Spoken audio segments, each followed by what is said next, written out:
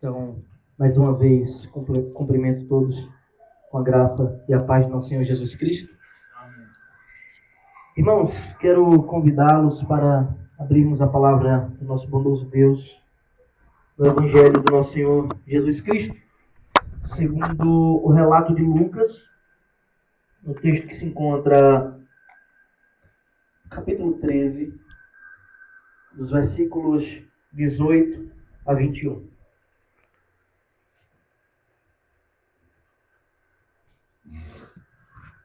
Lucas, capítulo 13, do versículo 18 ao versículo 21. Os irmãos encontraram?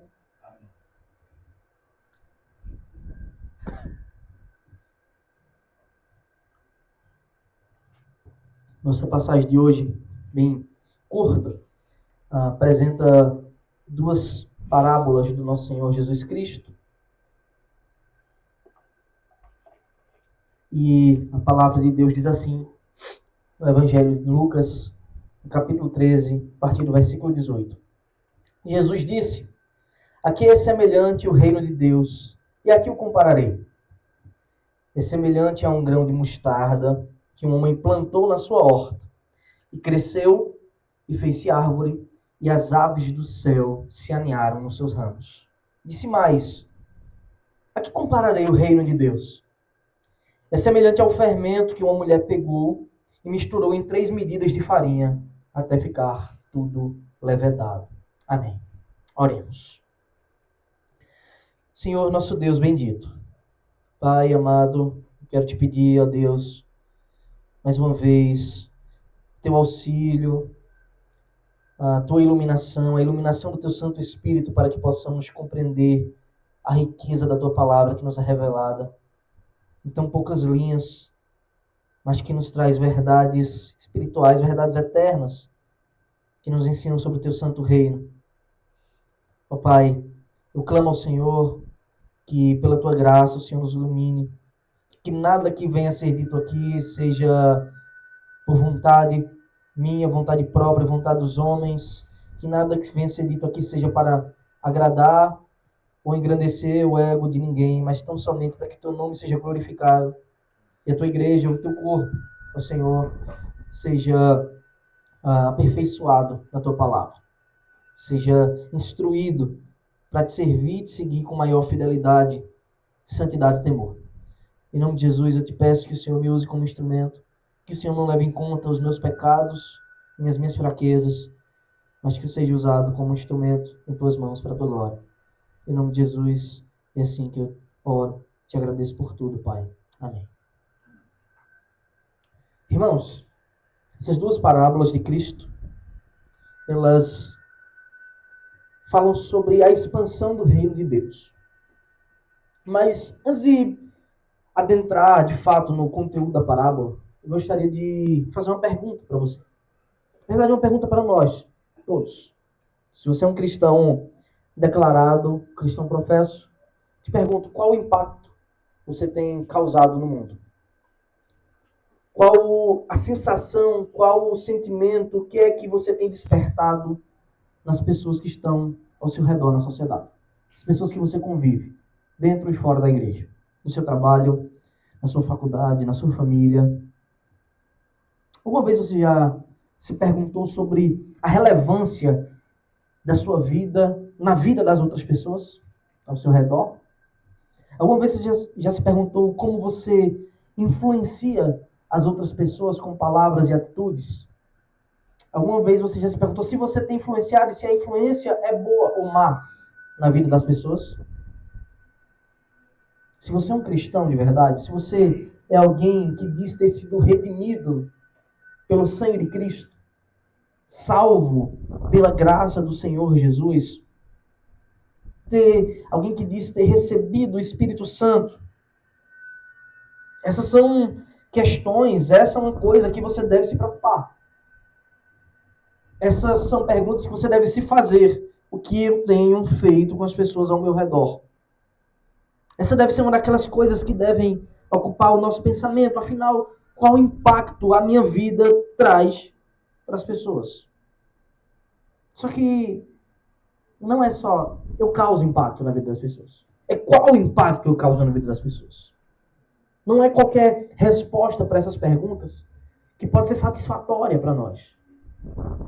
Não é qualquer coisa dita que pode nos deixar alegres.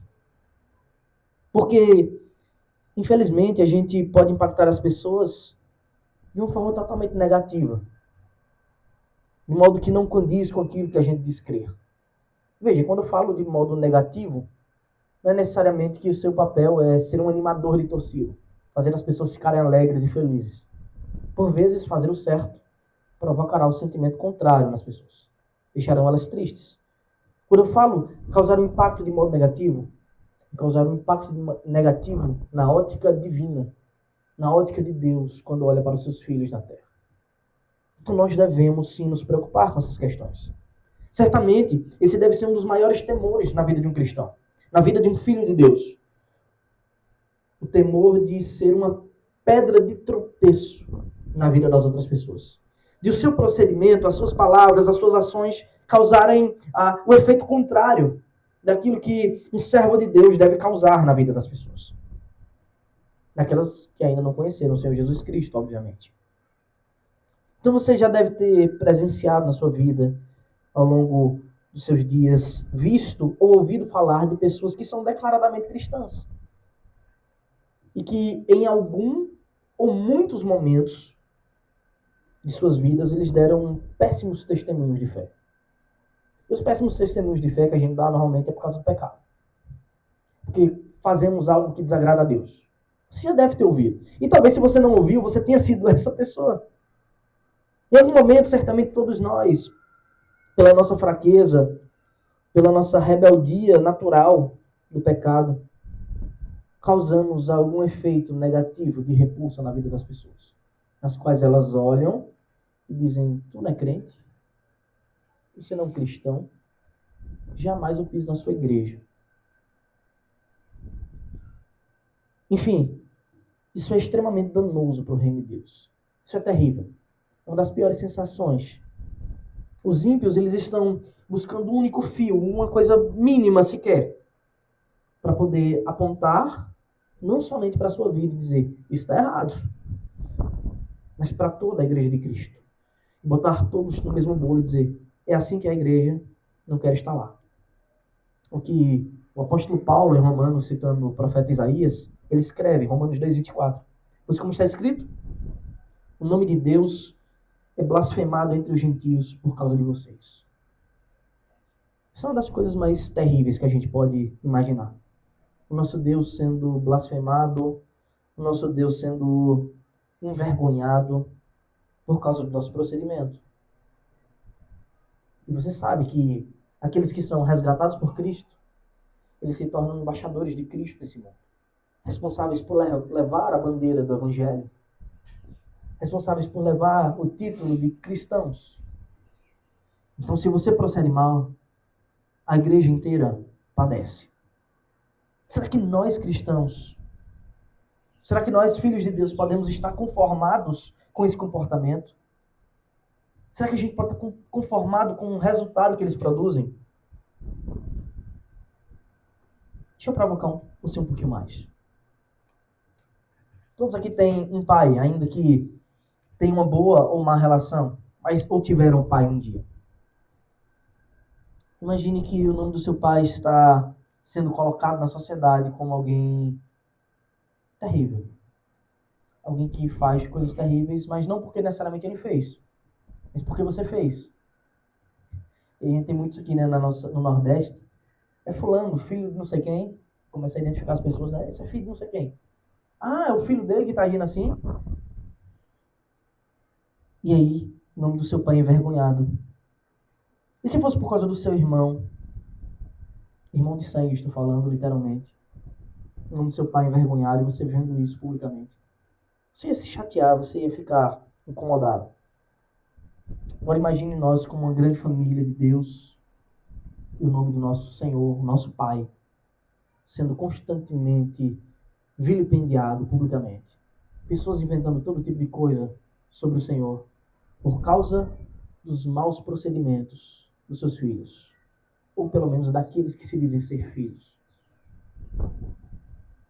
Se nós entendermos o nosso chamado para a santidade, e como Deus nos chamou e nos deu uma nova vida, Ele nos chamou para uma nova vida, totalmente transformada, totalmente guiada pelo Seu Espírito Santo, certamente não iremos conformar com um padrão tão baixo, tão imoral, tão fraco, que chega a causar nojo até nos ímpios, nas pessoas que não têm nenhum relacionamento com Deus.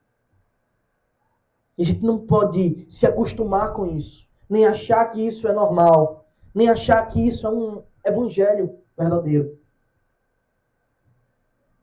Me diga, o que você acha que as pessoas lá fora, e eu me refiro aos descrentes, aos ímpios, pensam sobre a Igreja de Cristo?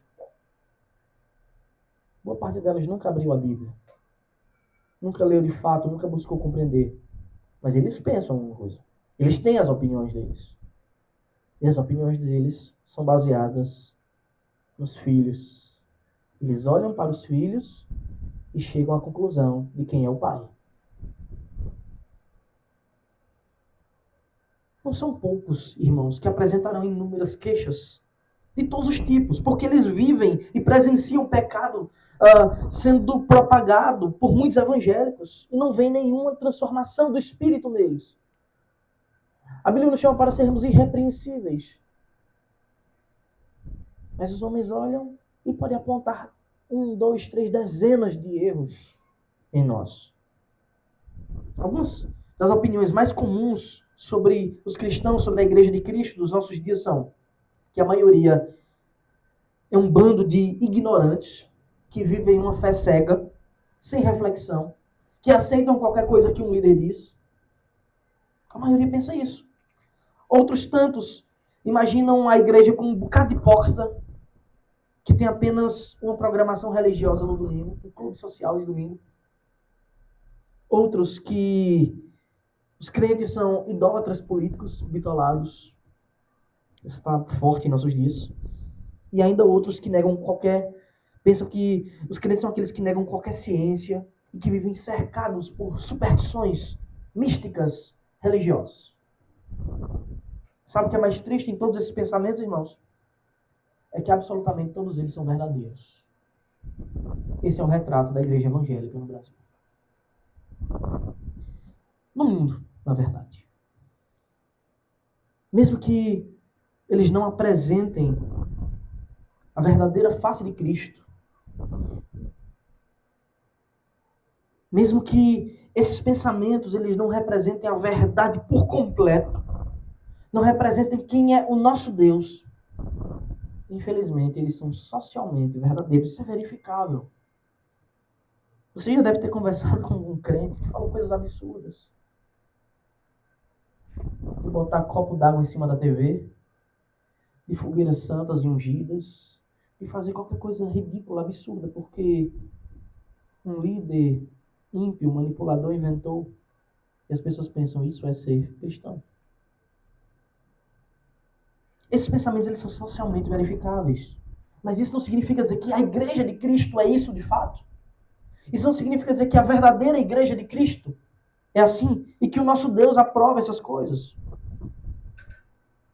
Quando nós falamos disso, estamos nos referindo àquela massa dita evangélica, pelo menos que o é de nome apenas. Não conheceram o Senhor de verdade, não experimentaram o seu ensino precioso, não mergulharam na transformação do Espírito Santo.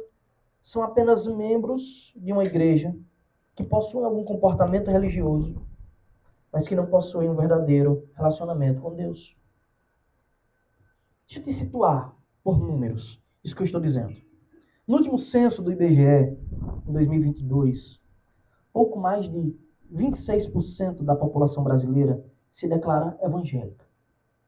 Aí você pensa, glória a Deus. Aleluia! Seu reino está avançando. Sim, o seu reino está avançando. Isso é um fato. Eu não tenho dúvida disso. Mas esses números, eles dizem muitas coisas para nós, coisas extremamente negativas. Mais de 1/4 da população brasileira se declara evangélica. Isso significa, irmãos, que se você tomar aleatoriamente 4 pessoas no Brasil, provavelmente uma delas se declara evangélica. Você conseguiu perceber onde é que eu quero chegar? Como podemos ser tantos? Estou falando aqui de nome, pelo menos, nominalmente. Como podemos ser tantos? Infelizmente, o nosso impacto ser o oposto do esperado pela igreja. Tão negativo.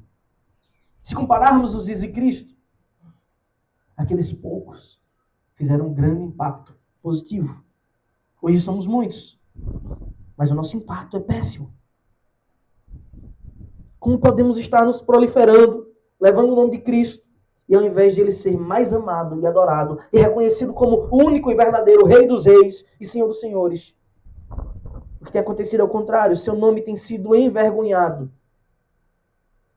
escrachado, blasfemado entre os ímpios. A nossa nação, ela continua idólatra, ela continua mística, ela continua moralmente depravada, ela continua corrupta. E em todos esses fatores, os evangélicos estão contados como participantes de todos esses pecados, sem transformação alguma na maioria deles.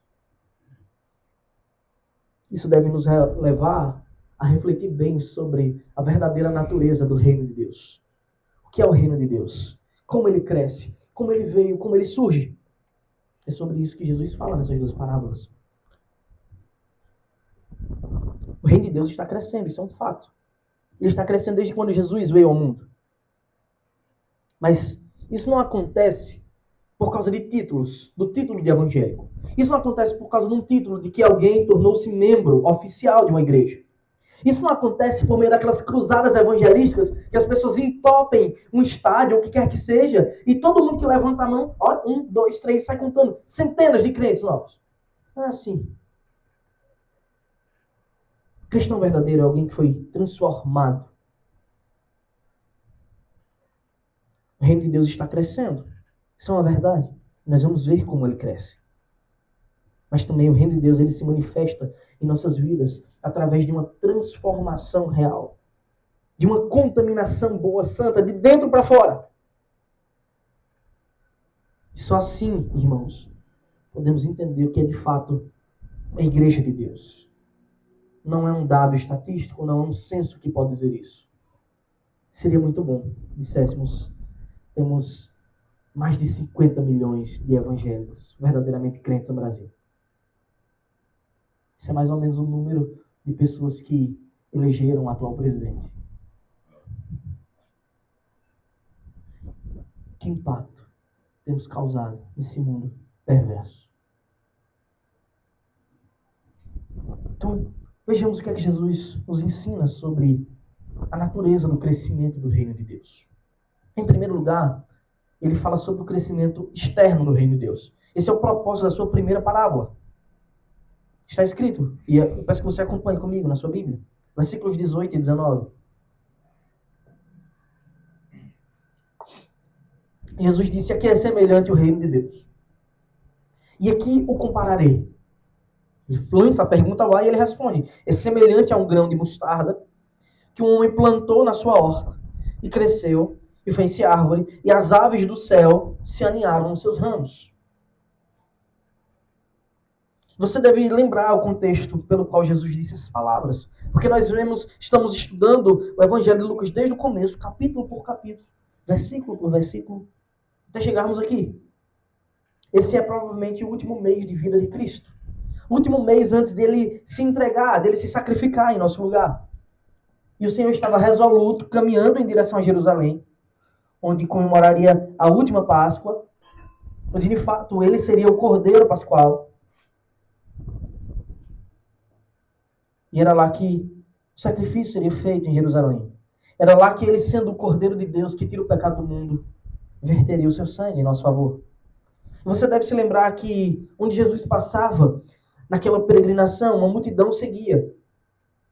E ele sempre aproveitava a oportunidade para ensinar, para realizar os seus sinais, sinais de que o Messias tinha vindo, cura, libertações, e uma pregação fiel e graciosa da palavra de Deus. E assim foi durante todo o seu trajeto até Jerusalém. E assim ele foi fazendo. E em algum momento dessa caminhada, e você, quando lê o Evangelho de Lucas, deve lembrar que Lucas, ele não escreve os atos de forma cronológica. A organização do Evangelho de Lucas é um pouco diferente da organização dos outros evangelhos. A organização dele era temática. Então Lucas ele arrumava temas. Tanto que você tem essas duas parábolas sobre a natureza do reino de Deus seguida, do crescimento do reino de Deus seguidas. Mas não significa dizer que Jesus disse as duas ao mesmo tempo. Mas Lucas colocou assim, divinamente inspirado, porque o Senhor certamente tinha propósito para que esses textos estivessem juntos, assim. E em algum momento da caminhada, Jesus olhou para as pessoas que o seguiam e fez a seguinte pergunta: a que é semelhante o reino de Deus? E aqui o compararei. O reino de Deus parece com o quê? Como é que eu posso descrever o reino de Deus pelas coisas que a gente vê? Afinal, como eu posso explicar o que é o reino de Deus para vocês?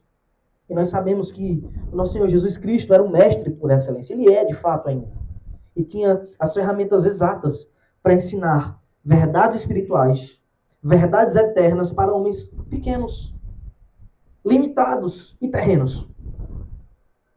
Em muitos momentos, Jesus falou assim, por parábolas. Parábolas são comparações, nas quais ele pega coisas do cotidiano, do dia a dia, e faz uma comparação com verdades eternas e espirituais, para aproximar pessoas dessas verdades, que a princípio estavam inacessíveis. E ele fazia isso usando os elementos que aquelas pessoas conheciam. Uma sociedade agrícola como aquela, agropastoril, que lidava com a agricultura, com a pecuária o tempo todo, eles conheciam os elementos, esses elementos da terra. E Jesus usa por muitas vezes esses elementos. E aqui não é diferente. Então ele diz, o reino de Deus é semelhante a um grão de mostarda que o homem plantou na sua horta. É isso que o reino de Deus é. Parece um grão de mostarda. E cresceu e fez-se árvore, e as aves do céu se aninharam nos seus ramos. O que Jesus quer dizer com isso, irmãos? O foco dessa parábola, o objetivo dela, é apresentar para aquelas pessoas o crescimento externo do reino de Deus. O sentido aqui é quantitativo.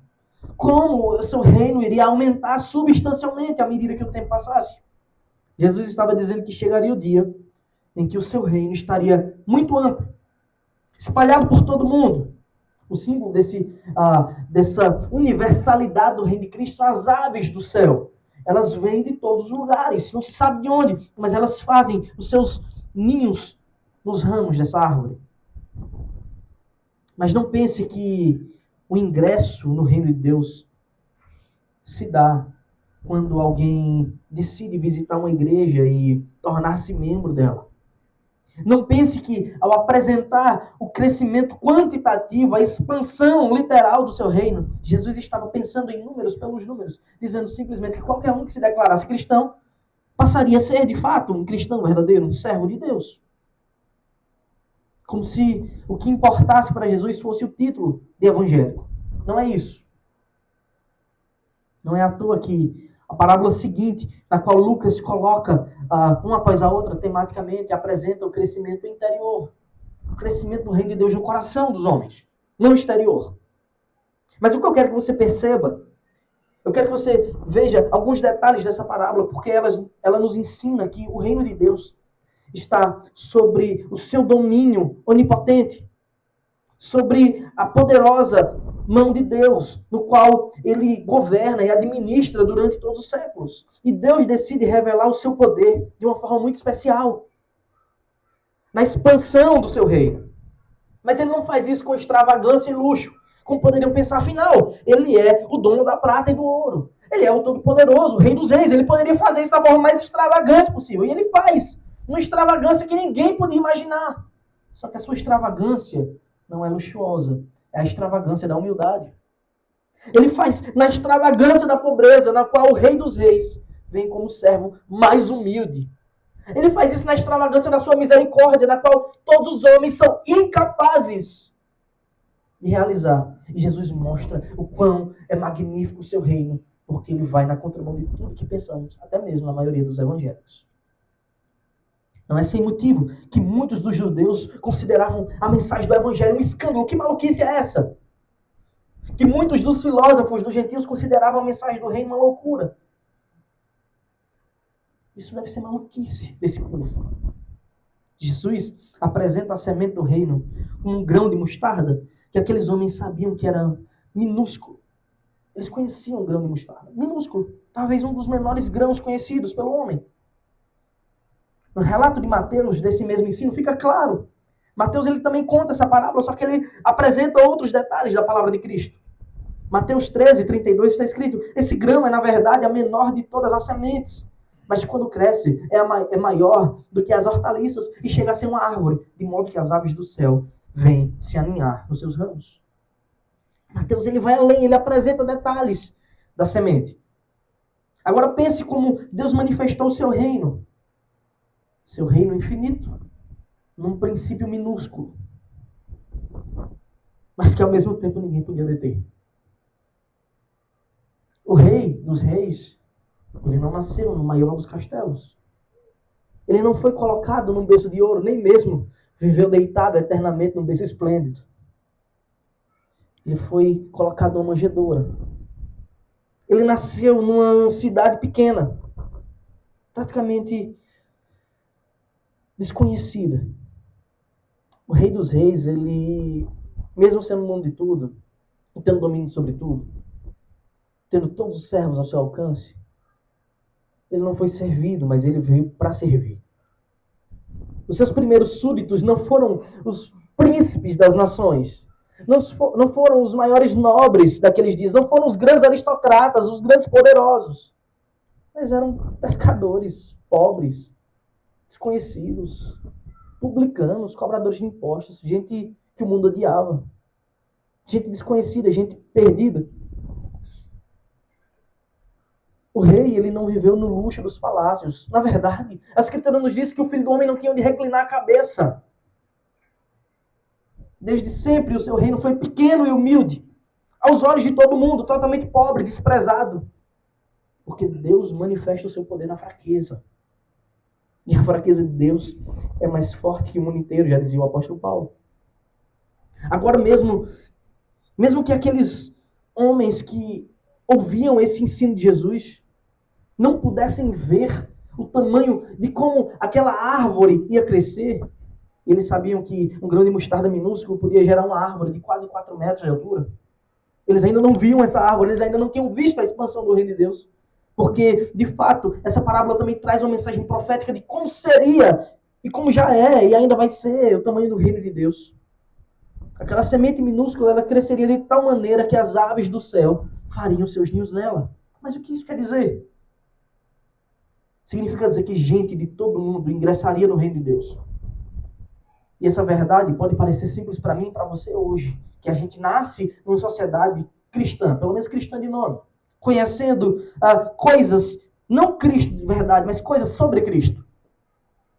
Mas para aqueles homens isso era um grande escândalo. Eles entendiam a nação de Israel como a única que se relacionava graciosamente com o Senhor. Então, quando Jesus diz: o reino de Deus que vocês tanto esperam, o Messias que vocês tanto esperam sou eu, e vocês não estão recebendo. E o reino de Deus, ele é como um grão de mostarda, é minúsculo, justamente porque eu estou vindo e vocês não receberam. Mas chegará o tempo que as aves do céu, de todos os lugares, farão seus ninhos nesse reino. Então não era apenas sobre o tamanho, mas também sobre a qualidade dos seus membros, mas ainda sobre a extensão do seu reino. Não está limitada a uma nação.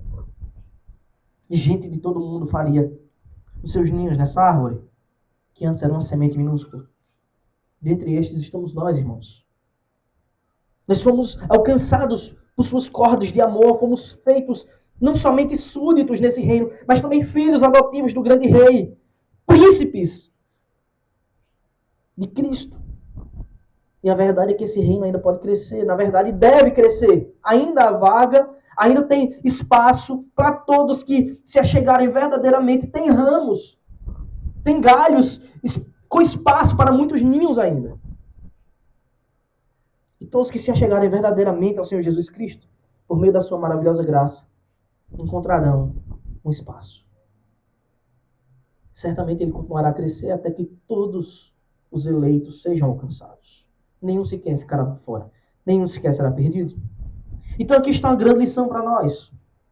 Primeiro, eles tiveram esse escândalo, eles perceberam pelas palavras de Cristo, que o reino não se limitava a Israel, mas que todos os que se achegassem a ele, pela cruz, pela graça soberana de Cristo, maravilhosa, perfeita, seriam de fato transformados em Israel de Deus.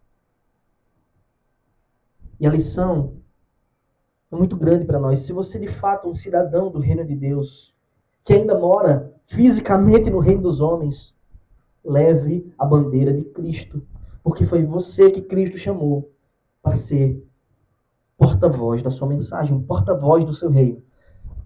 Um convite ambulante para que os homens olhem para você e vejam que ainda tem espaço no reino de Deus. O ingresso, a entrada é graciosa. Leve a bandeira de Cristo por onde você andar, para que todos sejam alcançados pela propagação do evangelho da cruz. Ainda falta galhos crescerem, mas chegará um dia que todos estarão completos. E essa é obrigação nossa, pregar a toda criatura. E como poderemos fazer isso? Se a nossa vida não causar impacto nenhum, ou o nosso impacto for pecaminoso, for terrível, for contrário àquilo que se espera de um verdadeiro filho de Deus. O evangelho não é sobre você sair do culto dopaminado, feliz porque cantou louvores e se arrepiou. É sobre você sair transformado para viver diariamente para a glória de Deus. Seja pobre, seja rico, isso não tem importância nenhuma. Se você acha que o evangelho é isso, você não entendeu nada. Inclusive, não é nem sobre o seu bem-estar mental e espiritual. Quem está falando isso está pregando outro evangelho. Sobre você ser um cidadão do reino de Deus, transformado, e esperar pela eternidade com o Rei da Glória, onde não haverá mais pecado, não haverá mais angústia, não haverá mais dor. Em segundo lugar, Jesus, na sua segunda parábola, ele apresenta o nascimento do reino de Deus, não no aspecto físico, mas no coração dos homens. Como esse reino de Deus contamina os homens. Compreender essa verdade é fundamental para que possamos entender corretamente a natureza do reino de Deus. E como essas parábolas, elas se complementam e trazem essas verdades incríveis e absolutas para nós. Disse mais, está escrito: a que compararei o reino de Deus? Versículo 21. É semelhante ao fermento que uma mulher pegou e misturou em 3 medidas de farinha até ficar tudo levedado. Mais uma vez, o evangelista ele relata que Jesus faz uma pergunta para introduzir o seu ensino. Sua pergunta está muito clara. Eu posso comparar ao que o reino de Deus? Aqui podemos perceber como Jesus ele levava uma vida de ensino proposital, irmãos. E como nós devemos também copiar isso do Mestre. Ele tinha uma intenção constante de ensinar sobre as coisas do reino de Deus. E a pergunta que os homens não faziam, porque o pecado ele causa desinteresse sobre as coisas de Deus. O pecado, ele lhe aliena de Deus de tal maneira que você não tem nem vontade de saber. E como os homens não queriam saber, Jesus ele propõe o saber para os homens. Ele mesmo tratava de fazer diante de todos aquilo que realmente importava. O evangelho fosse anunciado. Se os homens não têm interesse, eu vou provocar o interesse. Isso nos ensina como devemos levar uma vida intencional de evangelismo e de ensino das verdades de Deus. Como os homens não perguntaram, ele mesmo pergunta. Então, o que é semelhante ao reino de Deus? Como eu posso ensinar sobre o reino de Deus? A que compararei a glória eterna do reino eterno que lhes é proposto? E aqui nessa didática santa de Jesus, nós aprendemos que devemos conduzir sempre as nossas conversas para aquilo que realmente importa. A nossa vida, os nossos diálogos, os nossos relacionamentos nós devemos o tempo todo conduzir as pessoas para aquilo que realmente importa sem perder tempo. Nós aprendemos que não só devemos esperar as oportunidades caírem do céu, porque às vezes elas vêm para nós, para falarmos da palavra de Deus, para podermos pregar a palavra. Mas nós mesmos devemos criar as oportunidades. Devemos desafiar a mente das pessoas ao nosso redor para que elas reflitam sobre as verdades fundamentais da vida. Nós não devemos fazer somente isso. reflita e pronto, eu vou embora. Você deve fazer as pessoas refletirem sobre as verdades da vida e você mesmo dar a resposta, fazer com que elas cheguem à conclusão correta sobre essas coisas. Porque se esperar para que elas cheguem às conclusões corretas, elas não chegarão sem que alguém lhes apresente o Evangelho. Observe, Jesus pergunta, que compararei o reino de Deus? Mas Jesus não espera que eles respondam alguma coisa. Ele mesmo se adianta e responde com a verdade que os outros não conheciam. Porque se você esperar pela resposta dos homens sobre o que é o reino de Deus, você vai ouvir as coisas mais malucas que você pode imaginar. E é essa verdade que você deve ensinar, a fim de que o reino de Deus se manifeste no coração de cada ouvinte. E é justamente sobre esse despertar do Espírito que a parábola de Jesus nos ensina. Jesus traz mais um ensino sobre a natureza do reino de Deus. Ele diz, é semelhante a um fermento que uma mulher pegou e misturou em 3 medidas de farinha, até ficar tudo levedado. Mais uma vez, Jesus usa coisas do cotidiano. As pessoas pegavam massa para fazer pão e fermentavam para que aquilo crescesse. As parábolas de Jesus, elas têm uma característica importante. Elas são simples. Há uma simplicidade em seu ensino que nós não devemos ultrapassar jamais. As parábolas, elas são simples para que todos entendam. E nós não devemos ultrapassar a simplicidade da parábola, senão a gente corre um risco muito sério de chegar a conclusões que o Senhor Jesus nunca pretendeu chegar. Por exemplo, tem pessoas que alegorizam demais as parábolas e elas querem encontrar um correspondente espiritual para cada elemento, para cada objeto, para cada pessoa, e acaba criando um problema interpretativo muito grande. Lembre, você não está aqui para desvendar mistérios da palavra de Deus. Você está aqui para descobrir por que Jesus disse essas coisas. Explicar. É isso que a Escritura nos apresenta. Jesus tem um propósito. Qual é o propósito? Não é para ser pretexto, para trazer qualquer ensino, mas ensinar o que de fato está expresso na sua palavra. Por exemplo, nós temos aqui essa mulher que ela é mencionada misturando o fermento na farinha. Ao longo dos séculos, nós sabemos que isso faz parte, é um símbolo de praticamente todas as nações, comer o pão diário. E para isso é necessário que alguém faça esse papel de mexer a massa com o fermento. Só que o fato de uma mulher estar aqui mencionada, misturando, fazendo isso, faz com que alguns intérpretes, extrapolando a mensagem, coisas que não devemos fazer, queiram apresentar essa mulher como uma correspondente da igreja. Olha, aqui é a igreja que pega o fermento e mistura. E aí eles começam a tirar conclusões, aplicações do texto que o Senhor Jesus nunca pretendeu fazer. Não é assim que se interpreta a passagem. Não é assim que se interpreta as Escrituras. Nós devemos imaginá-la no seu devido contexto e com seus devidos propósitos, para que a gente não invente algo que Jesus não disse. O Senhor já havia feito uma parábola sobre como o reino de Deus cresce exteriormente. Mesmo diante da fragilidade, da pequenez dos seus discípulos, mesmo diante da expressão de humildade, como o seu reino foi criado, foi iniciado nesse mundo, nos ensinando que o poder de Deus é que dá o crescimento. Em outro momento já tinha sido dito isso. O apóstolo Paulo diz, é Deus que dá o crescimento. Agora, o seu ensino é sobre como interiormente cada servo é inflamado pela glória de Deus.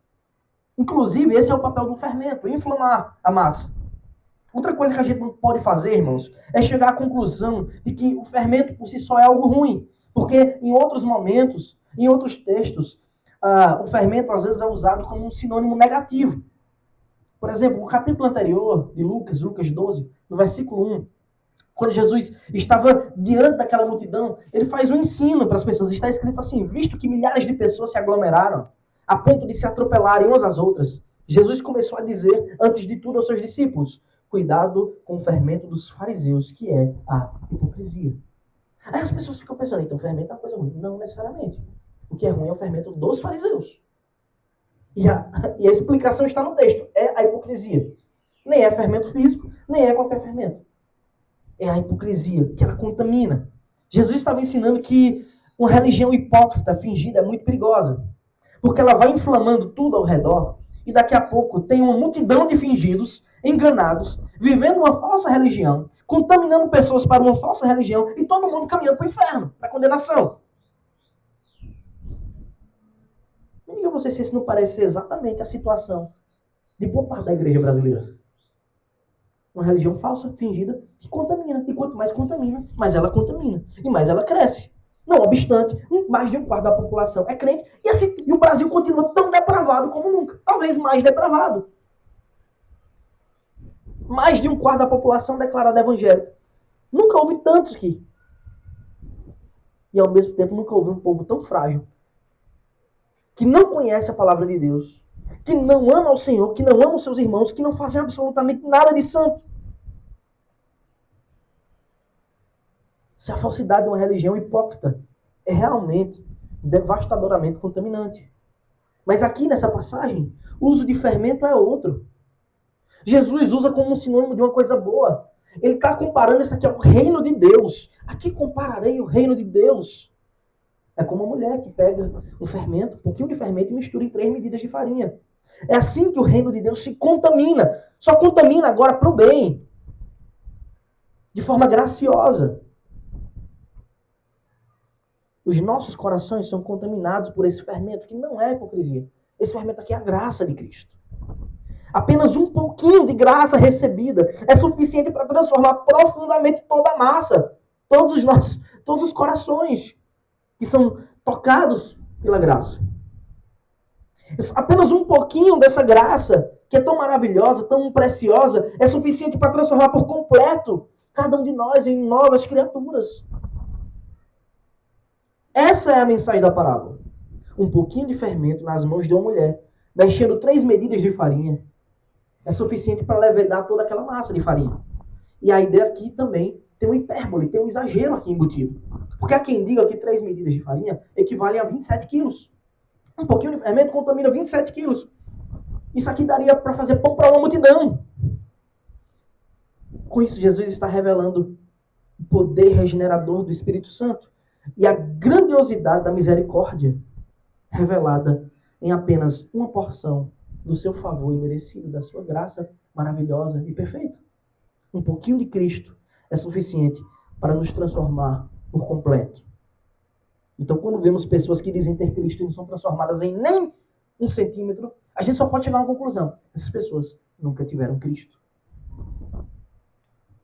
Então, quando nós vemos cristãos levando uma vida totalmente distante de Deus, isso nos leva a crer que eles não experimentaram um grama sequer da sua graça.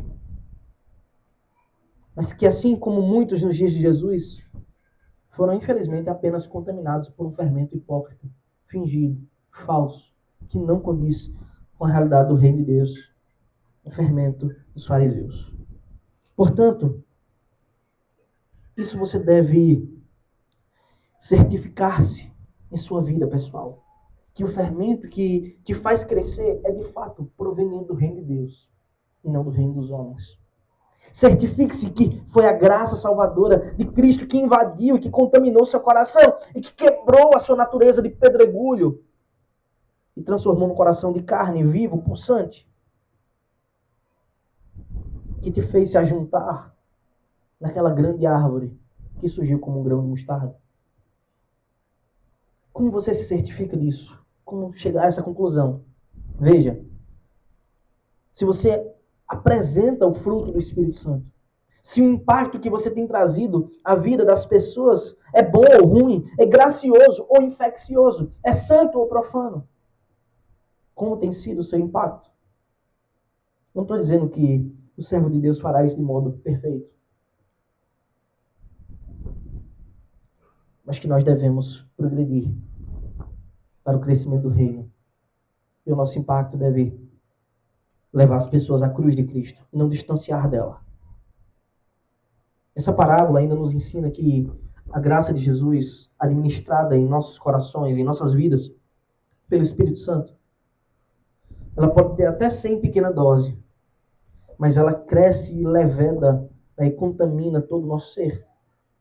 Isso nos mostra que a nossa fé, ela também deve ser progressiva. E que os frutos que devemos dar para o Senhor devem abundar cada vez mais. Porque é um começo. Nós começamos a ser levedados, e isso deve continuar progressivamente até que sejamos por completo tomados pelo reino de Cristo. O Riley, comentando esse texto, ele lembra de uma passagem de Zacarias sobre isso. Que é incrível. Que nós devemos ter cuidado para não desprezar o início das coisas. Zacarias 4:10, o profeta escreve: pois quem despreza o dia dos humildes começos, esse ficará alegre ao ver o prumo nas mãos de Zorobabel. Ele está falando aqui sobre a volta do povo do exílio, que tinha perdido o seu templo, tudo tinha sido destruído. E Zorobabel, como representante legal, enviado, ele veio para reconstruir o templo. Ele começa a fazer, e muita gente estava desacreditando, isso aí não vai dar errado, isso aí. Então Zacarias diz, não desprezem os humildes começos. Alguém tem que começar. E certamente aquele que começa a boa obra nos nossos corações, ele termina. Então também não acho que aquelas pessoas não tem aquele sentimento que a gente às vezes tem terrível de pensar, essa pessoa não tem jeito, essa aí não tem. Não despreze o dia dos humildes começos, porque Deus pode fazer coisas grandiosas através da sua graça, salvando o maior dos pecadores. O que é que essa passagem nos ensina, irmãos? Primeiro, ela nos ensina que o reino de Deus, ele não é sustentado pelo nosso poder. Nem mesmo depende do nosso tamanho, da nossa quantidade. O reino de Deus é sustentado pelo poder de Deus, que é infinito. Ele foi sustentado quando eram apenas 12 homens, 13 homens. Que dirá hoje? O Senhor é quem dá o crescimento orgânico. Saiba disso. Não somos nós. Nós devemos trabalhar como aqueles que semeiam, como aqueles que pregam, como aqueles que vivem, mas quem dá o crescimento é o Senhor. E Ele dá o crescimento dos dois âmbitos, internamente, através da sua graça, externamente, quando as pessoas se convertem.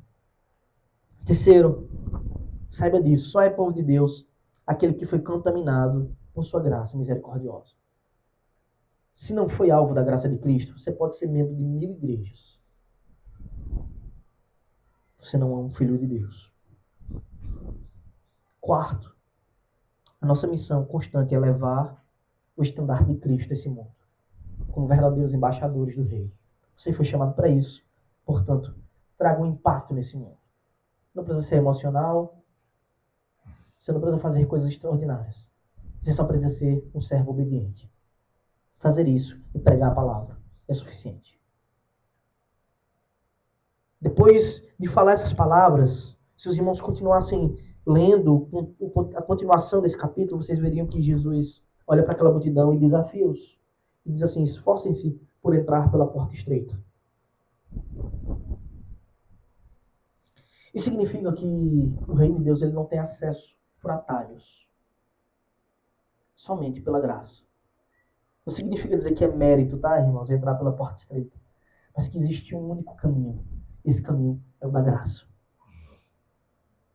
Cristo manifesta a sua graça no coração dos homens e conduz cada um deles por uma transformação real. Por isso que o caminho é estreito. Esse caminho, quem vive nele, impacta todos ao nosso redor. Você deve lembrar que o caminho é Cristo. Não só o caminho, mas a verdade, a vida. E acerca dessa porta estreita, se Deus assim permitir, na semana que vem falaremos sobre ela. Ore por isso. Mas reflita sobre cada uma dessas coisas e sobre o seu papel nesse mundo, para que ele seja impactado para a glória do Senhor. Amém.